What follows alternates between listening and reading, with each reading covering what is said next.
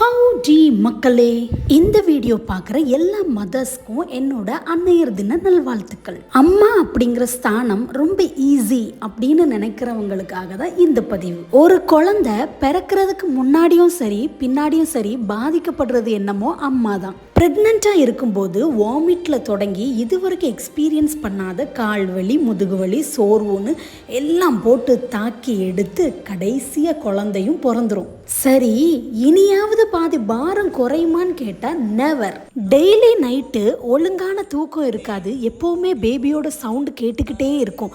Even அவங்க அழலானா கூட நமக்கு அந்த சவுண்டு கேட்டுக்கிட்டே இருக்கும். டைமுக்கு தூங்க முடியாது, டைமுக்கு சாப்பிட முடியாது, இப்படி சொல்லிக்கிட்டே போகலாம். இவ்வளோ ஹெக்டிக்கான சிச்சுவேஷனையும் எல்லா அம்மாவும் சூப்பராக ஹேண்டில் பண்ணுவாங்க. You know how? அந்த பேபியோட ஃபேஸை பார்த்ததும் அவளோட தூக்கம், சோர்வு, பசி எல்லாமே fly away. Really a great hats off to every mothers.